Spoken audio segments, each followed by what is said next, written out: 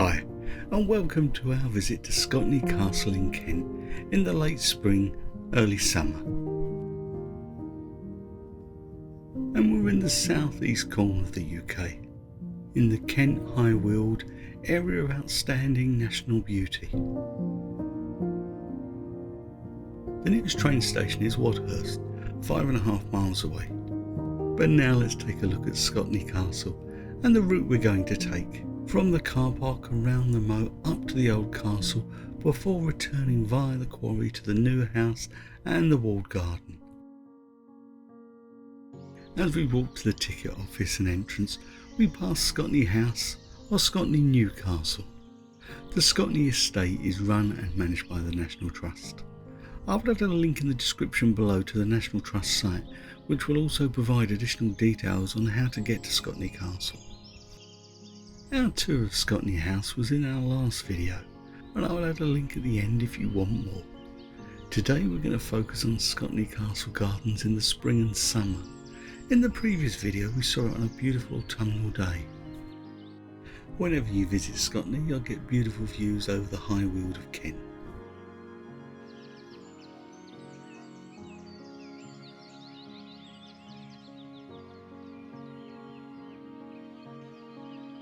It won't be long before you get your first glimpse of the old Scotney Castle and its moat.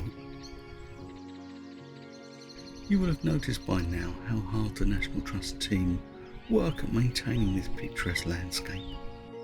And we're going to enjoy it by turning right and heading away from the castle. Now please don't expect me to guide you through the planting. I'm not sure I know my rhododendrons from my azaleas, but I'll let you take a look. I may even be quiet for 30 seconds.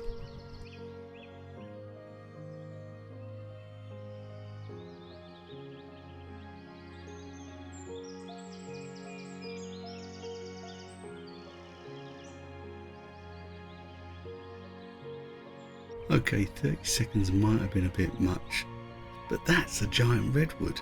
I know that. And this is a sweet balm that trickles into the River Bure. Now that is impressive. Last time we saw one of these was in California, in the Sequoia National Park. There's so much colour and a few unusual species.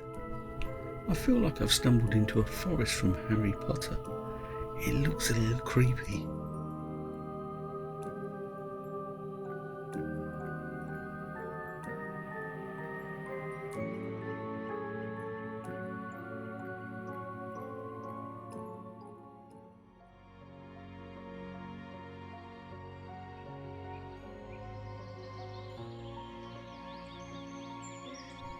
There's another small island in the moat, which appears to have Canadian geese and their young nesting on it, so we'll leave them in peace. We're heading back to Scotney Castle and stumble across the old boathouse. The boathouse originally stored the rowboats of the Hussey family. Now the gardeners keep their boats in there so they can do maintenance on the moat.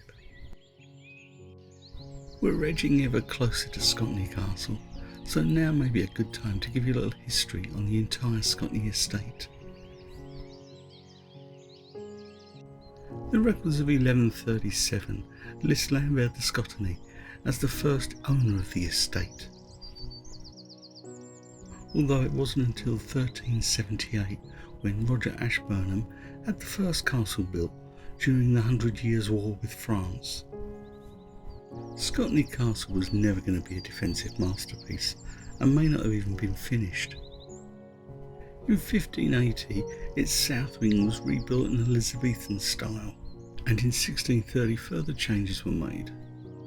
The Darrell family owned the estate for some 350 years before selling it on to Edward Hussey in 1778. The new Scotney Castle, or Scotney House, was completed atop the hill in 1843 by Edward Hussey's grandson, also an Edward. It was decided at this point to purposely distress the eastern end to create a ruin as a centrepiece for his picturesque garden. What do you think about that? Leave us a comment, we'd love to know. Also, if you're enjoying this video on Scotney Castle, then please give us a like, it really helps. And why not subscribe so you can catch more of our travels. And a few more seconds of peace from me so you can enjoy the views.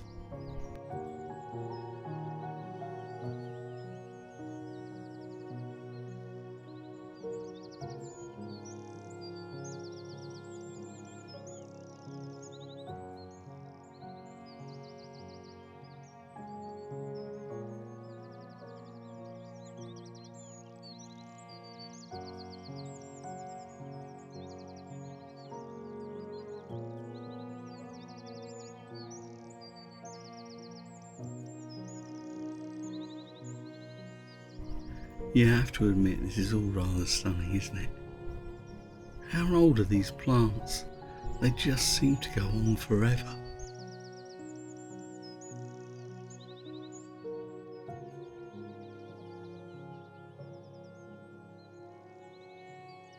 We're making our way around the moat to explore the old castle.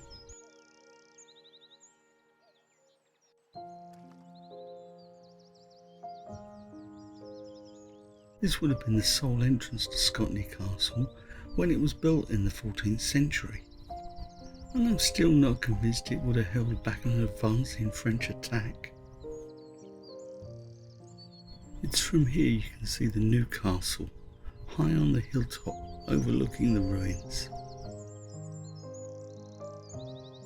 We now enter the courtyard in front of the house, and you can immediately see the mix of styles.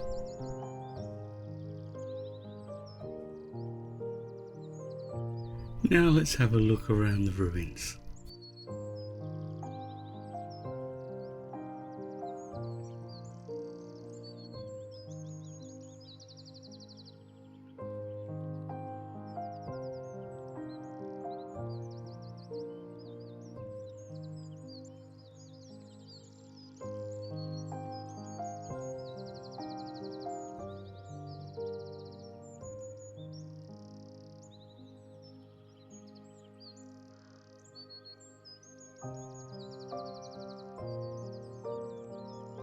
You know what they say about curiosity? Well, I didn't bring a cat, so I should be okay.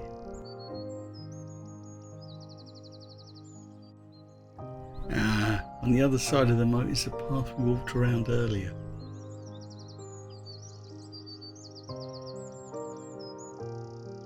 Up close, this is a beautiful little place.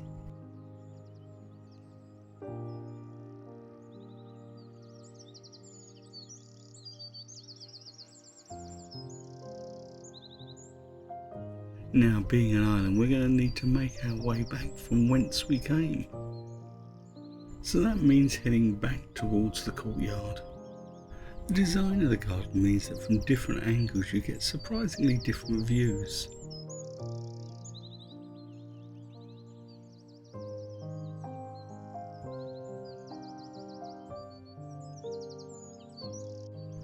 We are now going to leave old Scotney Castle behind us and head up the hill towards the Quarry and Scotney House. Yes, you heard me right, the Quarry.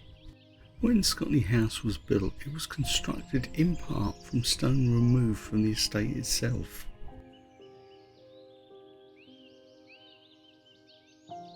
As you ascend the hill, you almost forget about the climb, and don't forget to look back for the views. And when you reach the quarry, you're in for a surprise. This is no building site. To be honest, the whole gardens have been wonderful, but this is possibly a highlight. Let's have a wander through.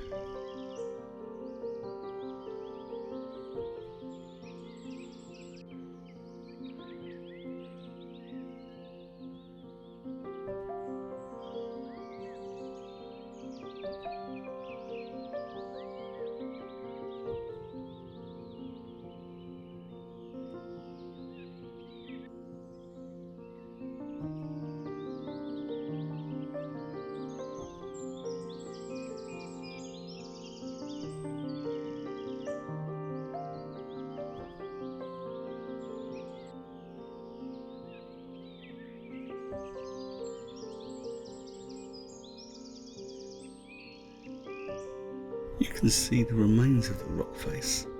This place is amazing. One not to miss, so I'm surprised we didn't see it on our last visit.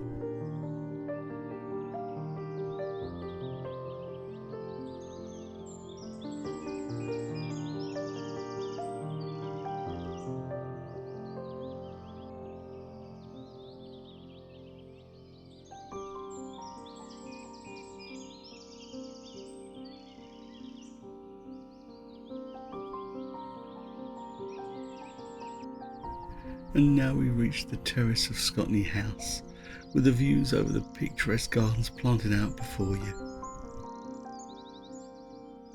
The estate passed to the National Trust in 1970 on the death of Christopher Hussey, on the provision that his wife Betty would remain. The National Trust converted some of the upper rooms into apartments, and one notable resident was British Prime Minister Margaret Thatcher, who used it as a weekend retreat when she was in office. Betty passed away in 2006, and the house was opened to the public in 2007. If you want to take a tour inside Scotney House, then check out our earlier video that will appear at the end. It's through the arch and into the gift shop and tea rooms. You can also pick up a selection of plants at a reasonable price. But we're not quite finished yet. We have the 1 acre walled garden to look at, used to grow vegetables and provide flowers for the house. Once again, it's incredible to see the work that goes into running one of these National Trust properties. It makes it well worth the visit. So we're drawing to a close now. I really hope you like what we put together, and don't forget that like. Stay safe, stay well, and happy travels.